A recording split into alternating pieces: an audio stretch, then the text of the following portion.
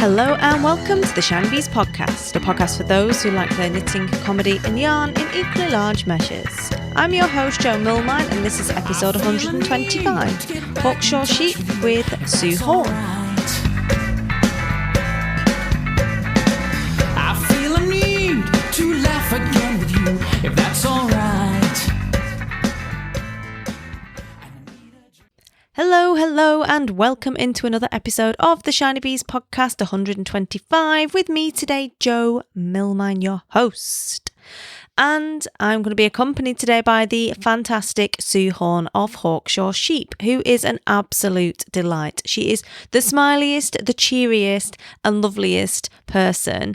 And I know you're going to really enjoy hearing from her all about her journey from sheep farmer to yarn producer. And obviously she's still a sheep farmer, living up in Cumbria and everything that goes along with that. She is an absolute delight, as I've said, and I'm really excited to bring this interview to you because I think once you get to know her, you'll love her absolutely as much as I do. I just really enjoy spending time with Sue, and she makes some awesome yarns as well up at Hawkshaw Sheep. So I've got her coming up for you as well, which is exciting today. I always love an interview show because it's really good to introduce you to some of my favourite yarny people round and about the UK in particular. We do have quite a strong UK focus on this show because I'm UK based for now. And so you can get to know them and their stories and everything else because I like talking to them as well, which is why I like to share them with all of you. So that's who we've got coming up today. And in the meantime, I'm just going to give you a very quick bit of news regarding a speaking engagement that I have coming up. It's next week. It's the 5th of December. It's Wednesday from 6:30pm till 9:30pm in central Manchester. I'm going to be on a panel at Pod That, which is run by Emma Holton of Art of Podcast. And Pod That is a meetup for all people's podcasting. And this week we're going to be talking about growing your audience. So if you are curious about starting a podcast, or if you have one and want to know how to get more listeners, then come along and learn from me and our distinguished panel of guests on all, basically strip back all the things that I've learned about building an audience. I'm going to share, as will the other panellists. It's free to attend. It's in central Manchester, in St. Peter's Square on the 5th of December. And I would love to see you there if you can make it. The tickets are available on Eventbrite. I will put a link in the show notes and I will drop it in the podcast community as well for you if you're in there. And all you need to do is just register to say you're coming, just so we know how many people to expect, because, like health and safety and all that. And come along next Wednesday. If you come in, do send me a message, let me know, because I absolutely want to find you and say hello. And obviously I will be there to answer questions as part of the panel. But if you have any questions as my listeners, then absolutely I'm super keen to help you out with that. So that is Pod That at WeWork Manchester at number 1 St. Peter's Square on the 5th of December between 6:30 and 9:30. So, without further ado, I think we should get into the interview. Like I say, I'm super excited to be bringing Sue onto the show to meet all of you, and I think you'll really enjoy her story. So grab yourself a brew, get a blanket and some thick, fluffy hand-knitted socks because it is freezing and raining in the north today, and we will crack on with the show.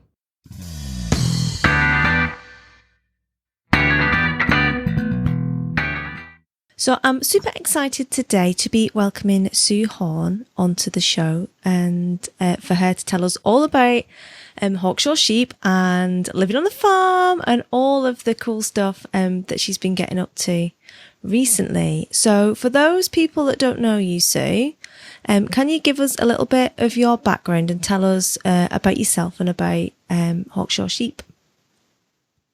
Yeah, I moved up to Scotland from Cumbria. It was in 2008. And at that time, my other half that I moved in with was the shepherd on the farm. And there was 1,500 sheep, I think, Cheviot sheep. And he looked after one part and I looked after the other.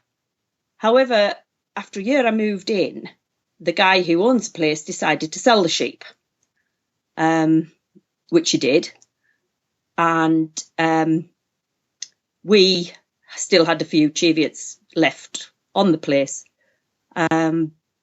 So we bred them up a bit and kind of kept going with the Cheviots. And then it would be in about 2013. We were working with the Cheviots, and they were such hard work. They would run at you and hit you rather than go round you. And if you were dozing them or something in the pens, they would put their head under the sheep in front, and you would try and get it out, and then they'd jump up and smack you in the mouth. So we decided that one of us was going to get seriously hurt with these flipping sheep, because they were like Shetland ponies. They were about the size of a Shetland pony. So we sold those, and we replaced them with Shetland and Hebridean sheep, which are much smaller, much more biddable, and they don't try and kill you at every opportunity. So we kept them for a couple of years and just kind of bred them up, and they were just more of a hobby, really. But then when it came to selling the fleeces, because most of the fleeces were coloured, I realised it was costing me more to get the fleeces off than I was actually getting paid for the fleeces. Even though the fleeces were beautiful fleeces, they were fine, lovely colours, the wool board didn't want them because they were coloured, which is, I think, is a story you hear from a lot of people. So I ended up going to the Edinburgh Yarn Festival and seeing all the yarn and all the people, and I thought, I could do that. I'm sure I could. So that was kind of when the seed was sown. And I sort of came back home and researched it a bit and decided that the next clip I was going to sink my life savings into it and get the fleeces processed into yarn, which I did.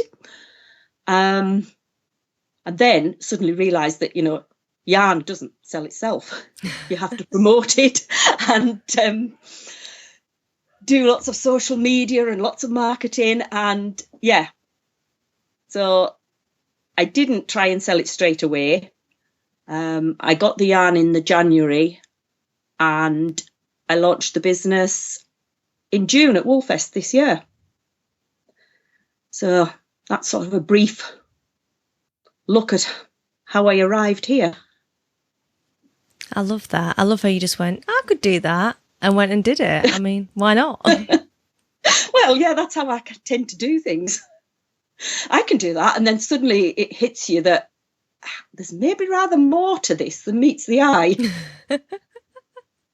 And it has been kind of flat out ever since, really. Because I didn't do social media before I started the business, and I found that quite a steep learning curve, and I hadn't a clue about marketing, and I still don't think I have a clue about marketing. I just kind of try and promote and do what I can. I have a lot to learn there yet, but I'm sure as time goes on it's bound to get a little bit easier, I hope. Yeah, of course it will, because you don't just have yarn either, do you? You also make your own, or have your own fabric made. Yes, yeah, I had a bolt of tweed cloth made from the last of our white Cheviot sheep that we had. Well, there was 4 black ones as well went into it, so it's a 2-coloured cloth. So yeah, I make accessories and things from that, and then I have all the sheep work to do. My other half gathers the sheep for me, purely because I have a thing called a Kubota that I go to the hill on, and it's a bit like a golf buggy on steroids. Mm-hmm. It's a big 4-wheel drive thing. It's got a roof and it's got a steering wheel, and I tend to get it stuck quite a lot.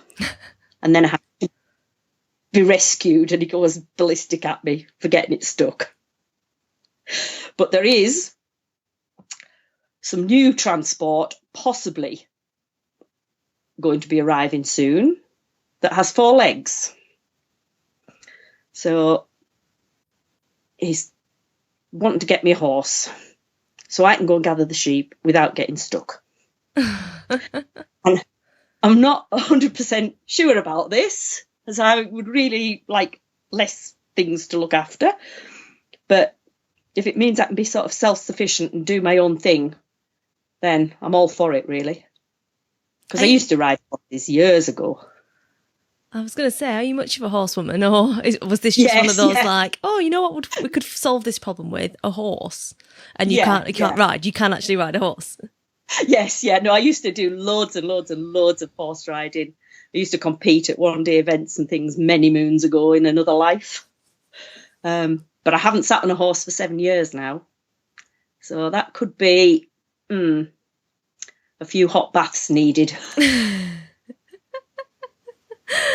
Oh, so obviously you've talked a little bit there about how you came to be producing yarn in your own cloth, and you talked about looking after the sheep and things. And I'm sure there's a lot of people out there, a lot of knitters who think, oh, wouldn't it be lovely to have a little croft or a little small holding and get some sheep and, you know, we could live the good life. Like, what is that, the reality of your day-to-day life? What does it look like on a typical kind of autumn morning when you get up? Yeah. Where I live is high up in the hills in the Scottish borders, and we get weather. Everybody else thinks they have weather, but we get weather. I think it's wet more days than it's dry, and we get very, very murky, damp, just dismal days where it's never light. And you still have to go outside and see to things. I mean, luckily the sheep are out on the hill, so they don't really get seen. They only come in sort of 4 times a year. But there is 4 Wensleydale sheep that are real divas. And from now until March, anyway, they need feeding every day. So you have to go out and do that. And there is just some days when you really would rather not go out, but you have to. So yeah, it's not all, you know, chickens scratching in the dirt and sheep coming running up to you. Yeah, and sheep have a habit of wanting to die for the least possible reason. Although I have to say, my Shetlands and Hebrideans are pretty good at staying alive. The Cheviots used to be a nightmare for it. You go one morning and there'd be one lying with its legs sticking up in the air, stone dead, for apparently no reason at all. But yeah. Yeah, and there's all sorts of nasty things that happen to sheep. Like in the summer, we're not too bad where we live because we don't get these hot sunny days that everybody else seems to get. But they can get fly strike, which is where flies lay their eggs in the fleece and then they hatch into maggots and start to eat the sheep alive. And then you then have to get in there and clip all the fleece away and scrape all the maggots out and treat them. Otherwise, yeah, they basically eat them alive, which is not very pleasant. And they get foot rot, which is the most foul-smelling thing that I think I've ever smelled.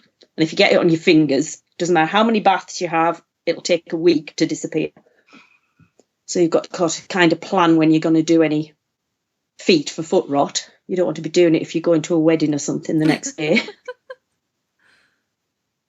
So yeah, it's a great life, but I think you've got to be a certain type of person to get on with it. There's plenty of days when I felt, I could just give all this up. I'm fed up of it. But you don't. You get up, you get out there, you do what you've got to do. And, you know, but a lot of people, it would break them, I think.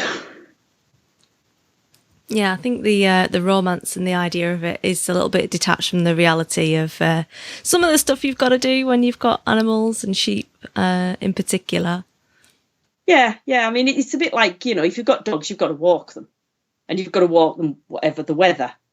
But when you've got stock, you tend to have to be out a bit longer and deal with them.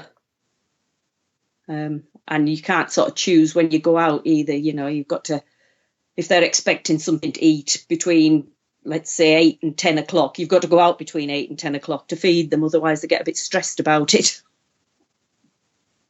Yeah, definitely. So taking it back to the kind of birth of your business, really, and getting into making your own yarn and getting cloth made, which is like one step further. I think there's quite a few people getting yarn spun or getting them made or using fleeces to have them made. People are starting to do that more often, but I'm not seeing as many people having fabric made. And you said that was something that was new to you, and you just jumped in with both feet and thought, right, I'm going to make something out of this. Where did you start with that process? 'Cause from knowing nothing about it to getting to that product where that point where you have a product that you can offer? I suppose the first port of call would be the internet, trying to see where the mills were and, you know, what could be done with fleece. And last year I went to the Natural Fibre Company because I knew people who'd been there. Once I did the internet stuff, and then I went to the Edinburgh Yarn Festival and started chatting to people, and I'd heard, you know, that the yarn that was coming out of there was nice. So I went with them, and then the cloth was just really, I think it was 15.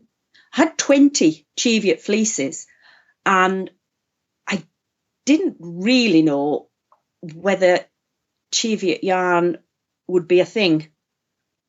You know, it's a little bit coarser than the Shetland and the Hebridean, and I thought, gosh, that's an awful lot of skeins of yarn in Cheviot if nobody actually wants it. So I started looking around again on the internet and discovered that Selkirk, which is not very far, it's about an hour's drive from me, had about 3 weaving mills. And further investigation, there was 2 of them that did custom weaving.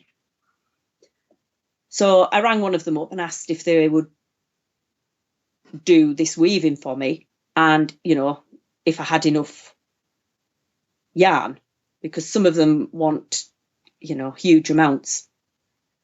And I think this guy, I think it was about 10 meters was his minimum, and I had enough yarn, he thought, to get about 30 out of it. As it happened, I got 37.5 meters from my 20 fleeces. So yeah, I'm pleased I did it, and I think I'm going to do it again this year. But I'm not sure yet. I have to wait and see what fleeces are available for that. But it's like the yarn. It's sitting there. It doesn't eat anything. It doesn't need looking after. You know, once you've got it, sort of thing. Oh, cool. So, because I mean, obviously I know a fair bit from working with people about getting things custom spun, but like I said, I've never dealt with them having stuff custom woven. So it's really interesting to hear that you can just go and find a little weaver and get some, you know, if you got the idea of it, you can go and get it done. Yeah. I went to a guy, Andrew Elliott, purely because on his website, it sounds stupid, but I got a good vibe. Yeah. I mean, how you get a good vibe off a website, I'm not sure. But anyway, I went with him and I went to see him, and it's the most amazing place. It's a little building that used to be the yarn store for the big mills next door. And however, the big mills are long since shut down and the buildings are sort of ruined now. But he still has his little building, and it hasn't changed, I don't think, since the 60s. You go in and it's got that old building smell, and it's got wooden stairs like hard wooden stairs, and they're sort of dished with the thousands of feet that have gone up and down them. It's just like stepping back in time. It's fabulous. It really is. And he does a fantastic job. So I'm pleased I went with him. Yeah, it sounds like a really interesting place. I love old buildings like that. Yeah. It was. It's really fascinating. And he's got old machinery and it all smells of oil and it just felt right.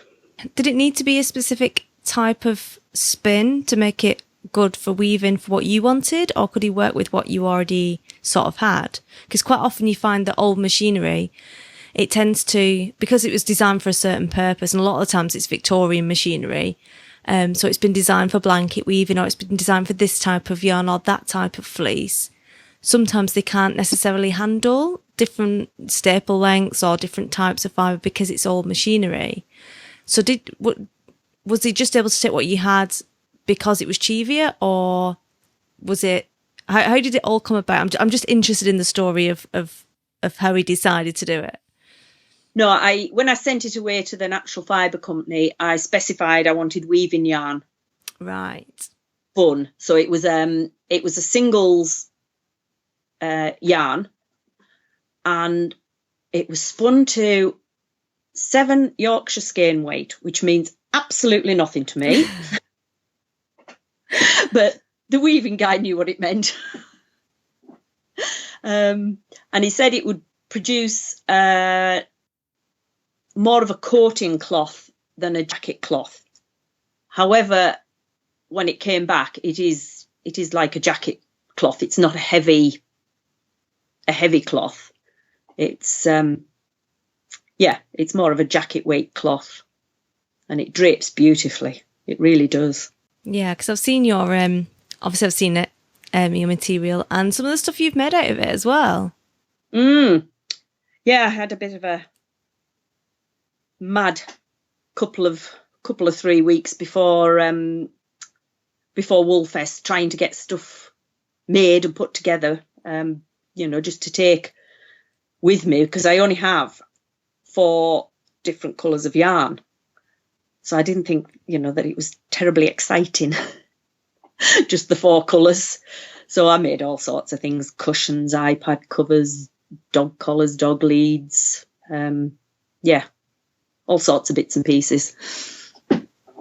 No, it's cool. I like how it's been a really organic process, really, from just deciding that you're going to do it and jumping in and figuring it out as you go along. It's quite inspiring for everybody else who's listening and maybe thinking about it too. Yeah. I mean, when I think back, I can't believe I've actually gone and done it, but but I have, and I'm really, really enjoying it. It's I've done 3 shows now, and really, really enjoying it. Yarny people on the whole tend to be really nice, and chat about yarn and wool all day. Although I did have an experience at Woolfest, because normally yarny people, they fondle yarn. They pick it up and they look at it, they stroke it, they smell it, they put it to their face, they seem to adore it. And I had this woman came up and grabbed a skein of yarn by the scruff of its neck and was strangling it. And she sort of waggled it in my face and said, "Will this make a jumper?" And I said to her, "Well, that depends." "Depends on what? It's your yarn, you should know." And she was gripping this yarn tighter and tighter. And I thought, if you want to buy it, I'm not going to sell you it. Using my yarn. Really, I was surprised at my reaction, actually, that I could get kind of annoyed at somebody manhandling my yarn. I love that because like you say, it's gone from this thing where it's like I need to do something with these fleeces because it's costing me money to get them sheared, to making something, and to then wanting to lamp this woman one pretty much because she's roughhousing your yarn. Yeah. And she's the only person that's ever ever done that. So I don't know quite where she was coming from, but I never did get to tell her that it depended what sort of jumper she wanted. I mean, it would maybe make a baby jumper, but anyway, she chucked it back in the box and walked on. Oh, people are weird. Yeah. So thinking ahead then, obviously you've done quite a bit of stuff now, and you've found your feet and you've done a few shows. What sort of things have you got coming up, or things that you've got coming out that we can look forward to? Well, I sent a few fleeces off to the Border Mill. Last year, it was at Yarndale. The Border Mill were there, and I mean, I didn't even have any yarn of any sort at that point. But I was thinking, if I sent some to the Border Mill, which is in Duns in Scotland, I would then have a yarn that I could claim to be 100% Scottish, as it's been grown and processed in Scotland. So at Yarndale last year, I booked in about, I think it was 30 kilos of fleece with the Border Mill. And that was due to be sent to them. I think it had to be there by the 14th of August. Well, because the weather this year has just been, it's just been appalling. We didn't get our sheep clipped until the 6th of August. And we had to obviously get them clipped. And then all the fleeces, I just bundle them up into a trailer that's waterproof and vermin proof. And I then had to start sorting these fleeces. And anyway, I just couldn't get them done in time for the 14th. So I think it was the 17th when I took them over. And I just went on Friday and collected the yarn from them. And there's some very interesting things have come back. I've got 100% alpaca in white. And there is some black cheviot, which I thought might be a bit crisp. Is that the word they use these days? Rather than coarse. I thought it might have been a bit scratchy. However, it's come back and it's lovely.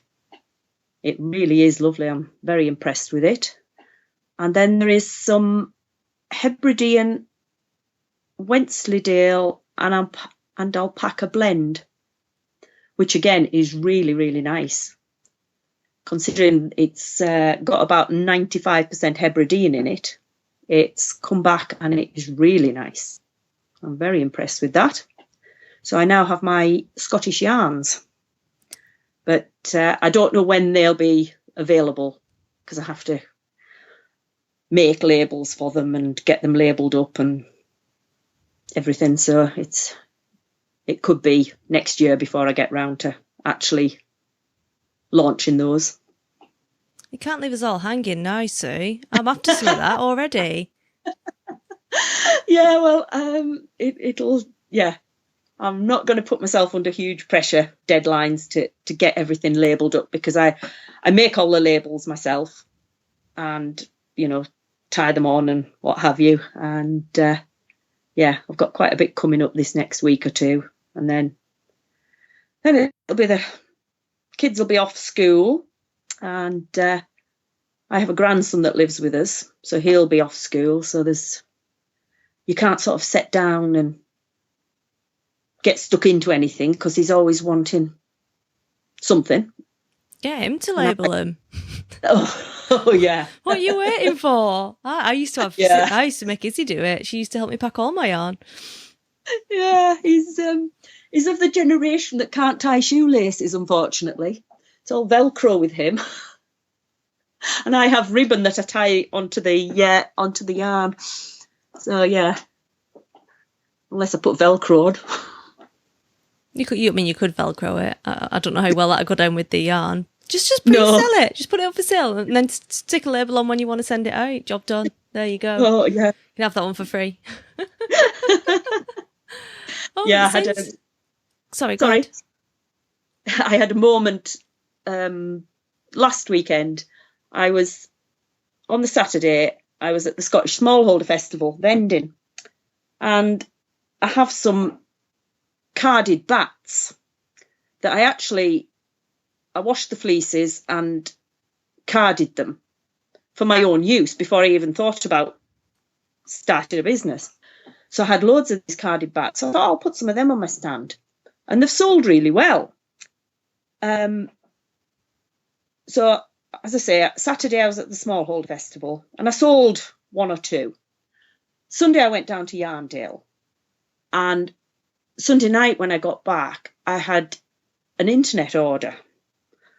Now, on my shop, I have stock control so that if something's out of stock, you can't buy it. Mm. Except I'd sold some at the Scottish Smallholder Festival, and somebody had ordered quite a number of bats, and I hadn't enough. So last Monday, I had to go and find a fleece and start washing it, drying it and carding it within 24 hours to get my order out. I thought, that'll teach me.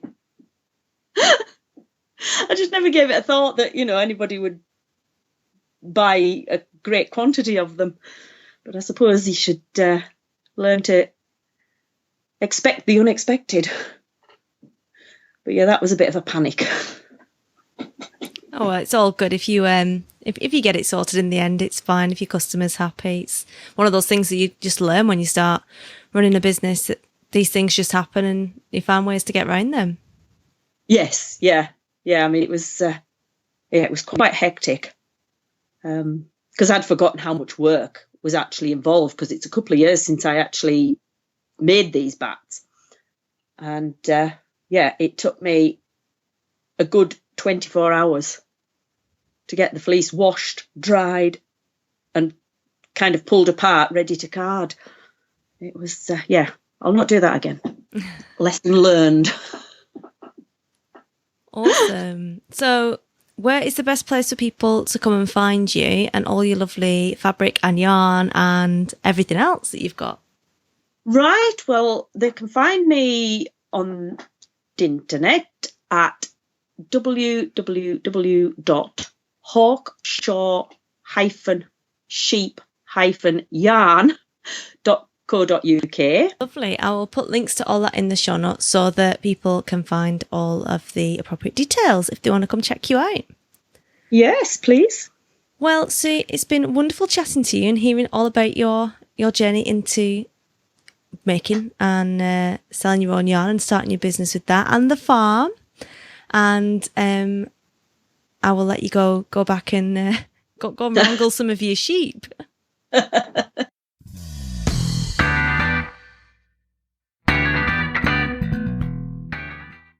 So there you go. That was Sue. Isn't she fun? I really like Sue. Now, that interview was originally recorded last year. I know, I can't believe how long it's taken me to get that out. So some of the date references in there won't still be extant because it was some time ago now. So all of the stuff that was mentioned, go over to Sue's website, hawkshaw-sheep-yarn.co.uk, and you can find it all. The links, as always, will be in the show notes, which you will find at shinybees.com/125.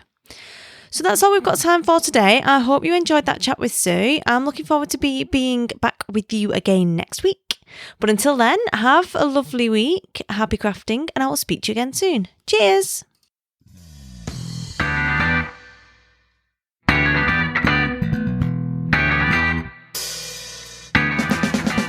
You've been listening to the Shiny Bees podcast. Full show notes for this episode are available on the website at shinybees.com/125. If you've enjoyed this episode, it would really help me out if you would hop over to iTunes and leave a positive review over there to help other people find the show. To laugh again with you, if that's alright.